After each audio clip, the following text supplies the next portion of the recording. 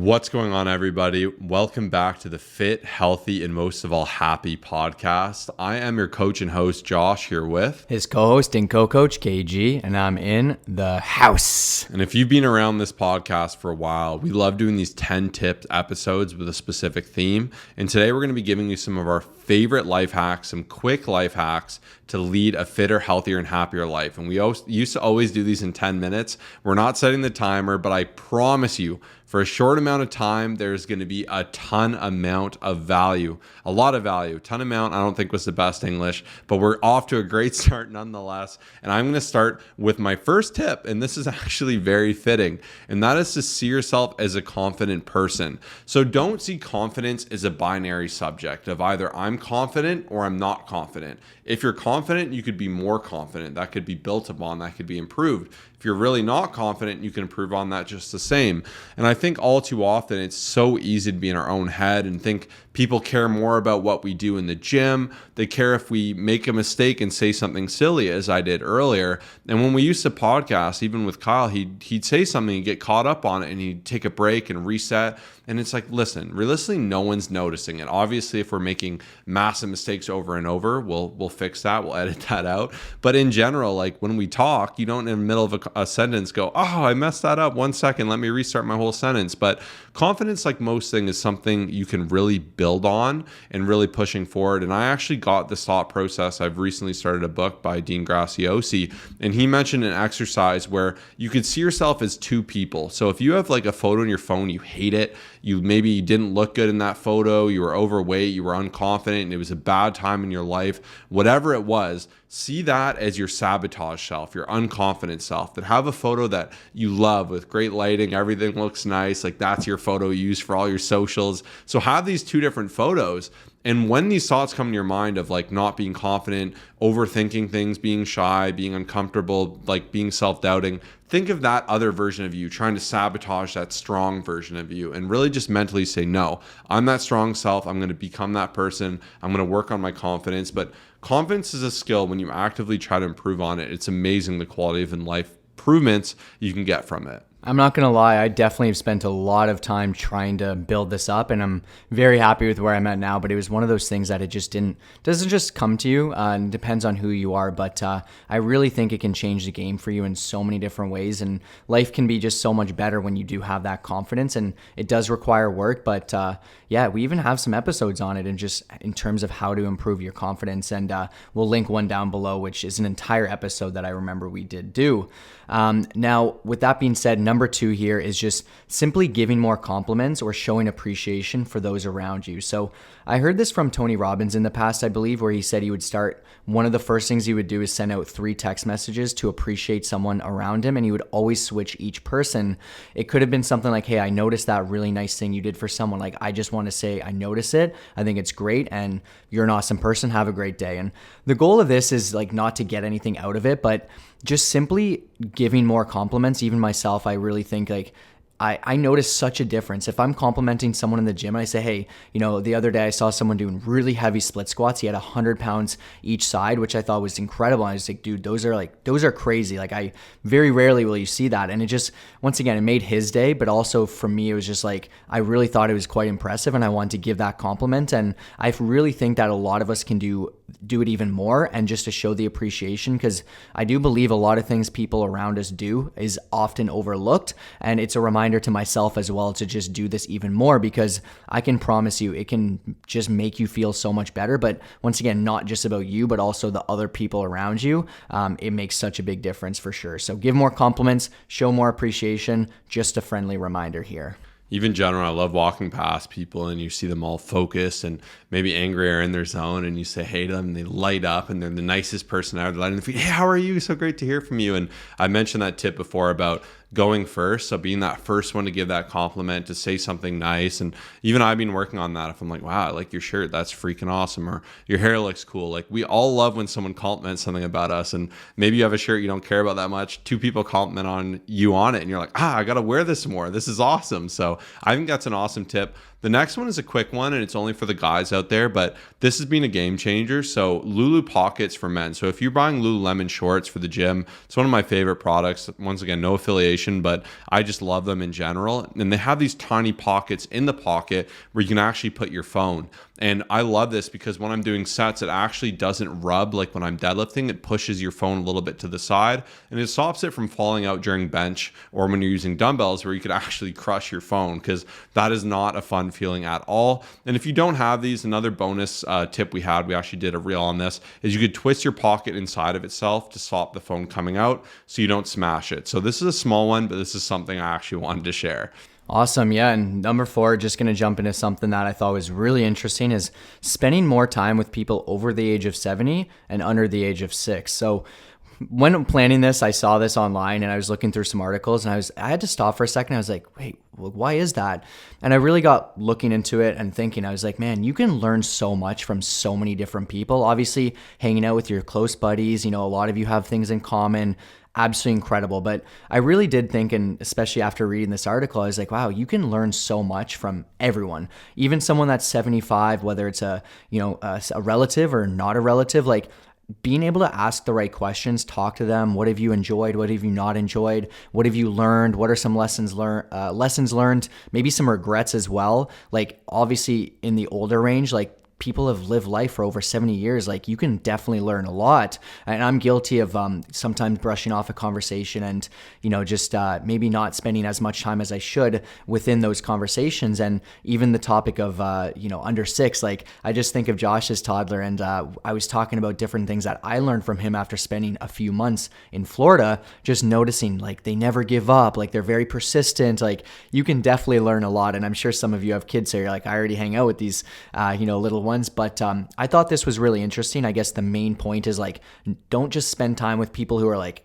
everything's in common and like they're your best friend. Like, I think that's awesome, but you can learn something, whether it's your neighbor that's down the street who's, has lived a really interesting life. Like, spend time talking to them. Like, you're not too busy to just have that little conversation and maybe ask a few questions. I think this is absolutely awesome. And yeah, it's definitely, being around youth is very motivating, even as someone who is still pretty young at 28.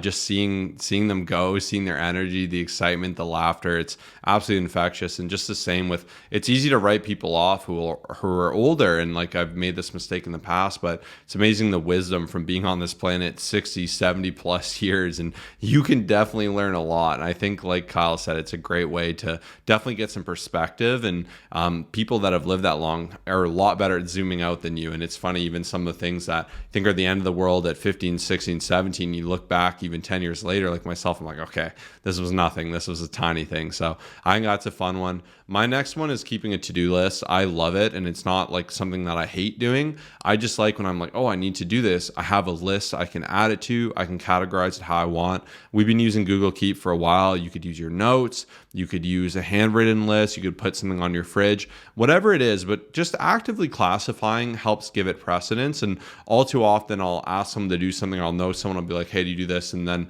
it'll never get done. It'll never get done. But when people have lists, it's very easy to say, okay, I'm going to get this done. I'm to the list, and you can put stock in that. It feels fantastic. And this has just been a big game changer for me, because I also find it's easy to get overwhelmed by things that need to be done in the future that aren't as apparent now and be stressed about them. But when you know, like, hey, it's on this list, I'll do it in these 3 days, this is perfect. I find that's very freeing. And this is something both of us have utilized that really has been a huge hack in our lives. Yeah, definitely. And I'm going to jump into number 6, which is just turning your vehicle into a university on wheels. So I saw this, I thought it was really cool. Just a fun way of saying listening more to audiobooks and podcasts. And, I even know specifically there's some people who will commute a ton and, just listen to nothing. And here's what I want to say is, like, being present and just spending time thinking is absolutely essential. And even I'm a big fan of it as well, but nothing of value in terms of, like, I love music, and on my drives, I will do a little bit at the end to get me pumped up, especially for my workout. There's a time and a place I like country music.